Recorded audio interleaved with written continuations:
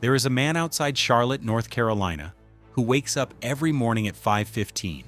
He supervises a warehouse crew, earns $19 an hour, has health insurance, pays his taxes, does everything you were supposed to do, and he sleeps in his Honda CR-V, not because he lost his job, not because he made some terrible decision. His rent jumped from $1,250 to $1,700, and the math just stopped working. $1,700 for rent, $2,400 take home. That leaves $700 for food, gas, phone, car payment, and everything else a person needs to stay alive. There is no version of that budget that works. So Marcus moved into his car. He showers at the Planet Fitness near his job, parks behind a Lowe's where security does not bother overnight vehicles, sets 2 alarms, drives to work in the same car he slept in. And here is the part most people are not ready for. Marcus is not unusual. He is not some rare edge case. He is one of more than 3.5 million Americans who now call a vehicle their home. That number is climbing faster than any housing statistic in the country. 1 out of every 5 people experiencing homelessness right now is living inside a car, a minivan, a rusting SUV parked behind a strip mall at 2 in the morning. This is not van life with a hashtag. This is not a lifestyle choice. This is what happens when a society stops treating housing like something people need and starts treating it like something investors trade. And if you think this could never happen to you, I need you to hear one number before we go any further. Almost 60% of American workers right now cannot cover a surprise expense of $1,000. So here's the question. If your rent jumped 30% tomorrow, and that is exactly what has happened to the national average since 2020, would your job actually protect you? Or would you be sitting in your car doing the same math Marcus did? Because driving this is not bad luck. It is not laziness. It is arithmetic. And the numbers have broken in a way that most people have not fully understood yet. Let me show you what I mean. Since 2020, rent nationwide has surged more than 30%. Groceries are up roughly 25%. Car insurance has spiked nearly 50%. Electricity rates have climbed at the steepest pace in over 20 years. These are not small adjustments. These are the kinds of price shocks that completely restructure how a household operates. Now here's the other side. What happened to wages during this same window? Median pay grew about 12%. 12 against 30, 25, and 50. That is not a gap. That is a canyon. And millions of people are falling into it every single month. But housing is where that canyon becomes completely unsurvivable. In more than 230 American cities right now, renting a basic 1-bedroom apartment eats over 40% of what a median worker earns. Economists have agreed for decades that anything above 30% is financially dangerous. 40% is not just dangerous. It means that after the rent check clears, there is not enough left for medicine, not enough for groceries, not enough for the bus to get to work. Every month becomes a forced choice between things you cannot live without, and every month something essential gets cut. Mortgage rates above 7% have turned even modest starter homes into luxury purchases. The dream of ownership, which for decades was the main path to financial stability, has been placed behind a wall most people simply cannot climb. So renters are stuck, locked in a system where every lease renewal is a potential eviction notice in disguise. Now zoom out one more step, because this is where the math gets truly devastating. The national average cost for monthly essentials, rent, utilities, groceries, gas, and insurance combined, now exceeds $3,200. But close to 70% of American workers bring home less than that after taxes. Let that sit for a second. The baseline cost of surviving is higher than what the majority of working people actually take home. A full-time job, 40 hours a week, 50 weeks a year, no longer guarantees you can keep a roof over your head. That is not a talking point. That is an arithmetic failure. And it is the engine behind everything that follows. So who exactly is ending up in these vehicles? Because the answer demolishes nearly every assumption you might have. More than 53% of people living in vehicles right now hold full-time jobs. A growing number hold college degrees. The economy has quietly produced something that should be impossible. Millions of people who clock in every morning and still cannot afford a place to sleep that night. Marcus is just one version of this. The crisis reaches much further, and who it is pulling in tells you exactly how deep the cracks have gotten. College students are one of the fastest growing groups living in cars. Average off-campus rent sits near $1,400 a month. Campus housing wait lists stretch into the hundreds. So some students make a calculated decision: sleep in the car, stay enrolled. Their futures depend on finishing a degree, and finishing a degree depends on not drowning in rent. So they park near the campus library, charge their laptops at coffee shops, attend lectures smelling like the inside of a gym bag they could not afford to wash that week. The idea that education leads to stability is cracking under the weight of tuition, fees, and living costs that push young people into debt before they have earned a real paycheck. But students are not the part of this that should alarm you the most. Families are being swept in too. Childcare alone now averages over $11,600 per year per child. Combine that with rental pressure, and single parents or households on the edge find themselves with zero margin. One unexpected expense: a medical bill, a car repair, a utility shutoff, and the whole budget collapses. A vehicle becomes the only space where they keep some control over their daily life, even though it offers none of the security a child needs to grow up. A mother organizing school uniforms in the back of a Dodge Caravan at 6 in the morning is not a rare story. It is a recurring image in city after city. And then there are the retirees, people who spent decades working, saving what they could, trusting that Social Security would hold the floor beneath them. But fixed incomes of $1,800 to $2,200 a month cannot compete with rents that regularly top $1,500 for even a modest unit. Social Security was built for an economy that no longer exists.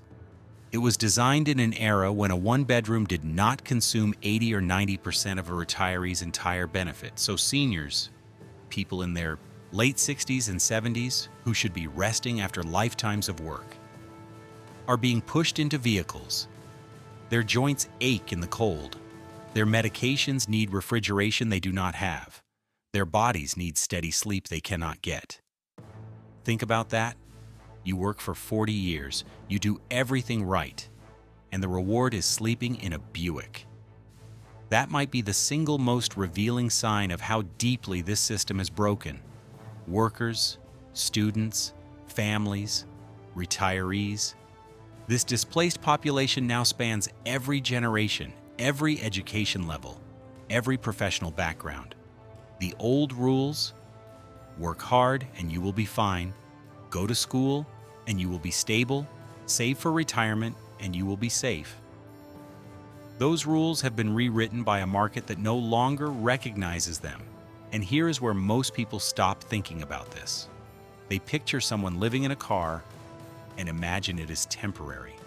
A rough patch, a few tough weeks. But what survival actually looks like inside a vehicle that was never built to be lived in, that is something most people have never really considered. And it is where this story takes a turn. The moment someone moves from an apartment into a vehicle, every basic function of daily life has to be rebuilt from scratch, with almost nothing. Sleep is the first problem. Seats get folded flat. Foam pads replace mattresses. Reflective sunshades go against every window, partly for temperature, partly so nobody can see you. But here is what you do not think about until you are living it. Temperatures inside a parked car can swing 40 to 60 degrees in a single night. No amount of foam changes that. Every hour of sleep is borrowed against discomfort, noise, and the low-level alertness that comes from knowing you are completely exposed. The body never fully rests. The brain never fully turns off. Storage is the next puzzle. Everything you own has to fit into 30 to 50 cubic feet. Plastic bins under seats, clothes on grab handles. A single bag holding toiletries, documents, medications. The condensed remnants of an entire former life. Every square inch becomes a trade-off between access, safety, and the need to not look like you are living in your car when someone taps on the window at 1 in the morning. Then comes electricity. No wall outlet means you rebuild power from scratch. Small battery stations, inverters, USB chargers. A fragile setup costing $40 to $120. Enough to keep a phone alive. Maybe a small light or a heating pad on cold nights. But nowhere near enough for refrigeration. And that one missing feature changes everything about how a vehicle resident eats, what they spend, and how fast their health declines. Meals become about shelf life, not nutrition. Canned soup, crackers, protein bars, gas station sandwiches, dollar menu items eaten in parking lots, food that slowly wears the body down, high in sodium, low in vitamins, designed for convenience instead of sustenance. And here is the cruel part. It actually costs more per calorie than what someone with a fridge and a stove would pay. The inability to cook is not just an inconvenience. It is a financial and nutritional penalty that compounds every single week. Hygiene turns into a logistical operation. Showers depend on gym memberships, truck stops, or public beach access, each carrying fees of $10 to $20 per use. Restrooms become a daily negotiation with gas stations, fast food places, and community centers that may or may not tolerate the growing number of people who are clearly not just passing through.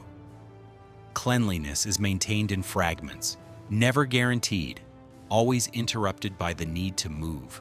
And then there is safety. Finding a place to park overnight is a daily strategic exercise. Too visible, and you risk a knock from law enforcement. Too hidden, and you risk something worse.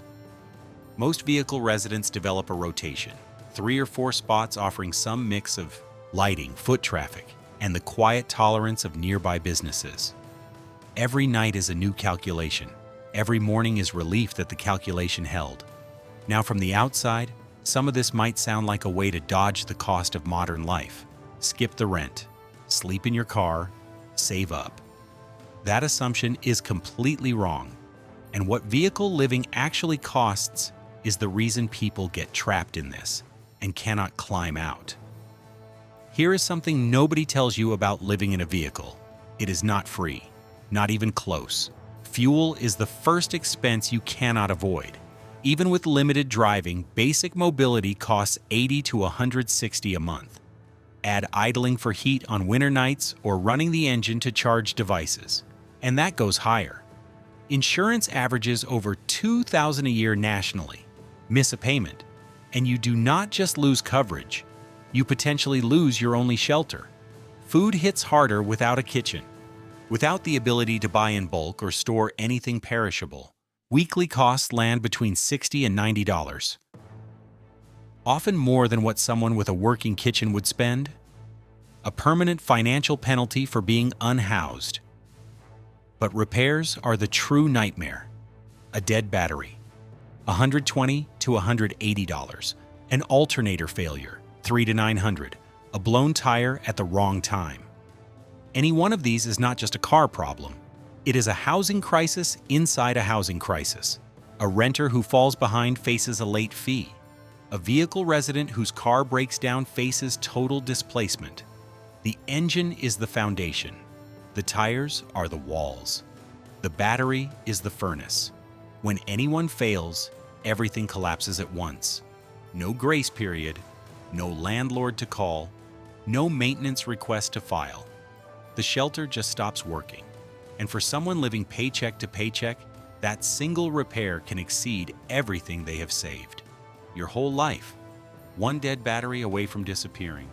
Layer on gym memberships for showers at $25 to $40 a month, truck stop fees, laundromat charges, and the supplies housed people take for granted. The total monthly cost of vehicle living often lands between $850 and $1,400, less than average rent. Yes, but still a crushing weight for someone already at their breaking point. Vehicle living is not a financial strategy. It is a containment method, a way of surviving inside an economy that has made traditional survival unaffordable. And all of that pressure exists before you factor in the one variable no budget can control, the one force that turns a vehicle from uncomfortable shelter into something genuinely dangerous. This part is physics. You cannot negotiate with it. You cannot budget around it. You can only endure it. A car cannot regulate temperature. That single fact defines vehicle living more than anything else. The same thin steel and glass that gives you mobility becomes a thermal trap the moment conditions shift. In winter, a parked vehicle hemorrhages heat. The interior can drop 20 to 30 degrees within the first hour of the engine shutting off. If it is 25 degrees outside, the inside is approaching freezing before midnight. In the teens, the cabin reaches life-threatening cold in under 45 minutes. Insulation helps. Reflective blankets, foam panels, layered sleeping bags, they slow the decline, but they never stop it. The cold always wins eventually. Summer flips the danger, and it moves faster. Sunlight heats the interior quicker than the air can escape. When it is only in the low 80s outside, the inside of a parked car can climb past 115, sometimes 130. That is not discomfort. That is a medical emergency waiting to happen. Heat stroke becomes a daily risk, not an edge case. People chase shade, park near airflow, crack every window despite the security trade-off, and consume far more water than usual, $20 to $30 a week, just in hydration, an expense most housed Americans have never thought about. In cities like Phoenix and Las Vegas, where summers regularly push past 110 degrees, vehicle residents describe the afternoon as the most dangerous part of their day, more threatening than nighttime crime, more exhausting than the lack of sleep. Winter stacks secondary hazards on top of the cold. Doors freeze shut, batteries fail, tires lose pressure. A dead battery, that $120 to $180 replacement, does not just mean no transportation, it means no shelter. Stranded in freezing conditions with no way to move. Ventilation becomes an impossible trade-off every night. Close the windows and moisture builds, making it colder. Open them and you invite frigid air, rain, insects, or attention from anyone passing by. No correct answer. Only compromises that erode comfort, safety, and health at the same time. And here is why weather matters beyond the individual. When thousands of people are fighting the same battle against temperature and displacement at once, they do not scatter randomly. They cluster. And those clusters form something no city planned for, but every major metro is now dealing with. What emerges is something you could call shadow neighborhoods. They do not appear on any zoning map, but they exist in every major American city. Gas station perimeters, big box parking lots, industrial corridors, 24-hour commercial strips. These have become the unofficial infrastructure of vehicle homelessness. In cities like Phoenix, Denver, Portland, and Atlanta, local surveys count anywhere from 1,500 to more than 6,000 people sleeping in vehicles on any given night. Not scattered, concentrated, clustering around locations that offer lighting, bathrooms, foot traffic, and the comfort of blending in among other parked cars. A Walmart lot at midnight might hold a dozen vehicles whose occupants have never spoken, but they share an unspoken understanding of why they are all there. Highway rest stops form another anchor. More than 1,800 federally monitored rest areas across the country, brief safety, predictable routines. Enforcement gray zones where the rules are loosely applied. But linger more than a few hours and you risk fines or removal. Church lots, warehouse districts, suburban retail strips. A third category, hidden enough to feel safe, populated enough to avoid isolation. In Seattle, San Jose, and Sacramento, entire blocks host 30 to 70 vehicles arriving at dusk and leaving at dawn. People return to the same spots night after night, recognize each other's cars, develop quiet agreements about noise, space, and timing, community on the thinnest possible foundation. And here is the contradiction that makes this so hard to solve. Cities try to scatter these clusters. Parking bans, habitation ordinances, no parking zones. But the same cities enforcing those rules offer no affordable alternative. Move people from one lot and they appear in another. Restrict one block and the vehicles shift a mile down the road. Enforcement becomes circular, displacement, not a solution. As housing costs climb and weather gets more extreme, these shadow neighborhoods do not shrink, they spread. Silently redrawing the map of where Americans live when the market says they cannot live anywhere at all. But the geography is only what you see from the outside. What is happening inside those vehicles, to the bodies and minds of the people in them, is far worse. And almost nobody talks about it. Sleep is where the damage starts. The average person living in a car gets 3.5 to 5 hours a night. Almost never uninterrupted. Noise, temperature swings, fear of a knock on the window, headlights sweeping across the interior. All of it keeps the nervous system in low-grade hypervigilance. The brain cannot reach the deep sleep that repairs tissue, consolidates memory, regulates hormones. Within weeks, the effects compound. Weakened immunity, hormonal disruption, measurable cognitive decline. Conditions that in housed people take years of stress to develop, but in vehicle residents appear within months. Decision-making deteriorates, reaction times slow. The sharpness needed to hold a job, manage money, plan an exit, it erodes day by day. The body breaks down alongside the sleep, 16 or more hours a day in a confined seated position. Joint stiffness, elevated blood pressure, reduced circulation, sodium-heavy diets, accelerating fatigue, and cardiovascular risk. Even hydration becomes inconsistent. Many vehicle residents limit water intake in the evening to avoid nighttime bathroom trips that carry both logistical and safety risk.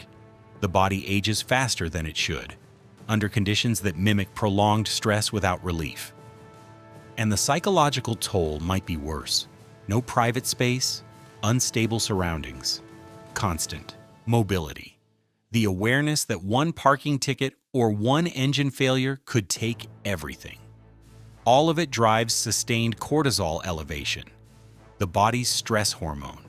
When that stays high for months without relief, it rewires how the brain detects threats. Research shows people under this kind of persistent instability are 2 to 3 times more likely to develop anxiety disorders and depression. The line between home and public space disappears entirely. No place to decompress, no door to close, no moment where the brain fully leaves survival mode, no Sunday morning where the world feels safe. Over time, this erodes long-term planning, emotional regulation, and the forward thinking needed to escape the situation. The mind starts operating at reduced capacity, focused on the next 12 hours, not the next 12 months. And this is the trap. Exhaustion hurts job performance. Illness raises expenses. Psychological strain chips away at resilience. The health consequences deepen. The displacement worsens the health around and around. Vehicle living is not just an economic status, it is a health emergency unfolding in silence. So where are the systems meant to catch these people? Here is the honest answer. They are collapsing. Shelter occupancy across major cities routinely exceeds 95%. Thousands turned away every night. Think about what that actually means. Someone builds up the courage to ask for help, walks into a shelter, and gets told there is no room. Has not been room for weeks. The budgets behind these facilities have not kept up with inflation. A typical shelter spends $28 to $45 per person per day. Nowhere near enough to absorb the volume of need, the medical complexity, and the winter surges that arrive every year. Every person turned away becomes another vehicle resident. Another data point in a trend no one is controlling. Cities are caught in a parallel bind. Parking enforcement, public safety, and sanitation costs are all surging as vehicle populations grow. Municipal budgets are stretched thin. Some cities reporting double-digit increases in homelessness-related service calls year over year. And the tools cities have do not solve the problem, they relocate it. No parking zones, overnight bans, vehicle habitation ordinances. People pushed from one block to the next in an endless loop that spends money, burns resources, and changes nothing. A citation does not create an apartment. A tow truck does not build housing. Federal programs are equally outmatched. Housing vouchers reach only 1 in 4 eligible households. Section 8 wait lists run 3 to 8 years in many cities. Funding timelines lag years behind actual cost of living. The pandemic-era rental assistance was a temporary lifeline. When it expired, millions faced rent increases they could not absorb. Landlords held back by moratoriums moved quickly, raising rents, issuing non-renewals, displacing tenants who had barely held on. And affordable housing construction remains catastrophically behind. The country has a deficit of more than 7 million low-cost units, growing every year. Even the most optimistic projections cannot close that gap within a decade. So the burden lands back on the individual, on people already exhausted, already broke, already managing their health inside a vehicle that was never meant to sustain them. The car becomes default shelter, not because it works, but because there is nothing else. Which raises the most important question in this entire story. Why does this keep getting worse? In the richest country on Earth, why is the number of people sleeping in vehicles accelerating? The answer is not a glitch, not a budget shortfall one funding cycle can fix. It is something that was done deliberately. And this is where it gets dark. Over the last 2 decades, America fundamentally changed how it treats shelter. Housing shifted from a basic necessity, something the economy was supposed to provide, into a financial instrument the economy is designed to extract value from. This was not accidental. It was engineered. And the mechanics explain why vehicle homelessness is not a temporary spike, but a permanent feature of the current system. Institutional investors, private equity funds, corporate landlord entities. They have bought hundreds of thousands of homes and rental properties, often entire neighborhoods, through algorithmic bidding. In some markets, firms purchase properties sight unseen, outbidding families with cash offers within hours of a listing going live. And here's the part that should make you angry. These entities use automated pricing software to raise rents across entire regions in lockstep, driving costs up in ways no individual landlord ever could. When one algorithm controls pricing across thousands of units in a metro area, the idea of a competitive rental market stops existing. In Austin, Tampa, Phoenix, and Atlanta, corporate ownership now controls 20 to 30% of rental inventory. That concentration pushes up pricing on every remaining unit, including those held by smaller landlords who simply follow the market upward. Housing is no longer managed as shelter. It is managed as a portfolio, and portfolios are optimized for returns, not for people. Zoning makes it worse. Decades of restrictions on multifamily construction, height limits, and density caps have prevented millions of units from ever being built. Cities that desperately need apartments are zoned almost entirely for single-family homes. Proposals for affordable developments get buried under years of delays, opposition, and red tape. The result is a structural deficit of more than 7 million affordable units, growing every year. Construction costs, rates above 7%, and land shortages mean whatever does get built tilts toward luxury units for high-income buyers, not working families. The market builds what earns the most, not what is needed the most. When shelter becomes an investment vehicle, displacement is not a side effect. It is a feature. People are not priced out because of bad decisions. They are priced out because the market is built to maximize returns for owners, not stability for residents. The shocks, layoffs, inflation, insurance hikes, stagnant wages just accelerate a path that was already baked into the math. Which brings us to right now, and where this is headed. The trajectory is not unclear. It is arithmetic. If inflation holds and mortgage rates stay above 7%, millions more renters will face renewals they cannot afford. Every point of rent increase, with wages essentially frozen, pushes more people into the same math Marcus faced in Charlotte. Is there any combination of cuts that keeps me housed? For a growing number, the answer will be no.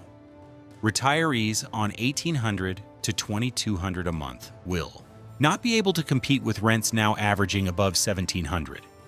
Younger workers carrying record student debt and earning unpredictable gig income will turn to vehicles as the only option that keeps them fed and employed. The pipeline entering this crisis is not slowing. It is accelerating. Cities will feel it first.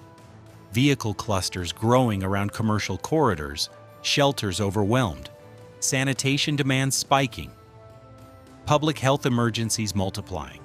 Employers will feel it next.